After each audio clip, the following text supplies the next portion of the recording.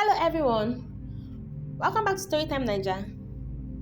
Today, I have a story that will leave you shocked, heartbroken, and probably asking yourself one question. How far can a person go for love? Before we begin, please take a moment to like this video, share it with your friends and family, and subscribe to the channel if you're new here. Your support helps us bring more emotional and unforgettable stories like this. Now sit back, relax, and let's get into today's story. My name is Osas. For most of my life, I believed that true love was about sacrifice. I believed that if you loved someone enough, you would do anything for them. I believed that loyalty would always be rewarded. But life had a different lesson waiting for me. 5 years ago, I was a commercial bus driver, struggling to survive. Every morning, I woke up before sunrise. Every evening, I returned home exhausted.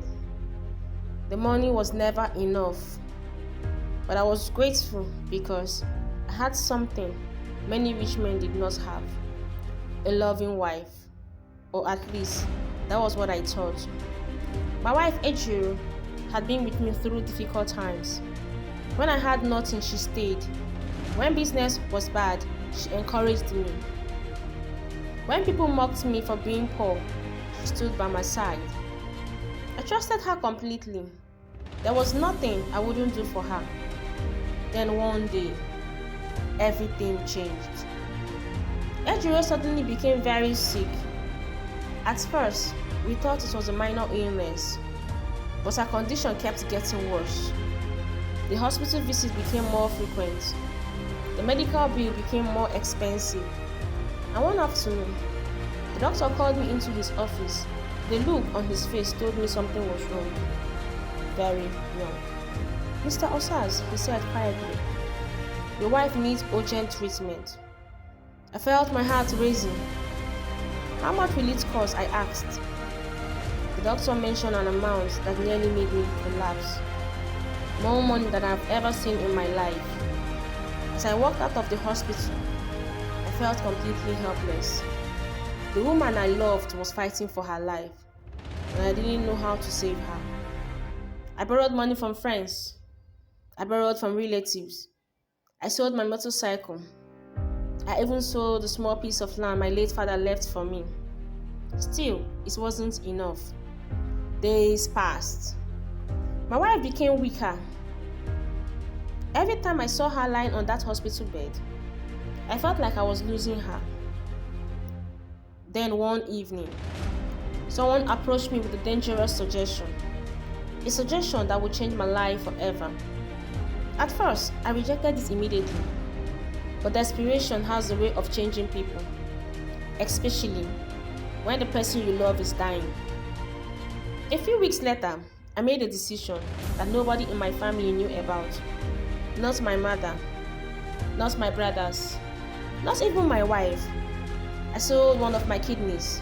Yes, I sold one of my kidneys so that my wife could live.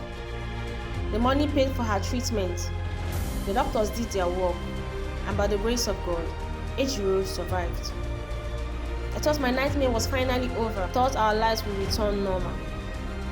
I thought my sacrifice has changed our future. But something changed. She became distant, cold, secretive. I started receiving calls at odd hours. Whenever I entered the room, she would end the conversation. One evening, she said she was traveling to Abuja for a business seminar. Something felt wrong. For the first time in my life, I followed my wife. What I discovered destroyed me. Instead of any seminar, she entered a luxury estate. I watched her walk confidently into the house.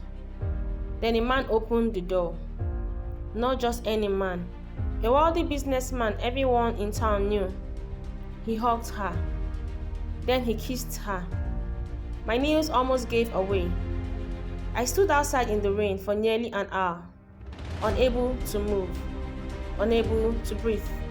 The woman I had sacrificed my body to save was living a double life. But that wasn't even the worst part. The next day, I discovered messages on her phone. Messages that revealed she had been seeing this man for over 2 years, even before she became sick. Even while I was selling everything I owned to keep her alive. Then I found one final message. A message that changed everything. The businessman wrote, "Once we settle the divorce, we will finally tell Osas the truth about your daughter." My daughter? What truth? The child I had raised for 7 years wasn't mine. At this moment, my entire world collapsed. Thanks for watching Storytime Naija. If this story inspired you, please like, share, and comment. Until then, bye.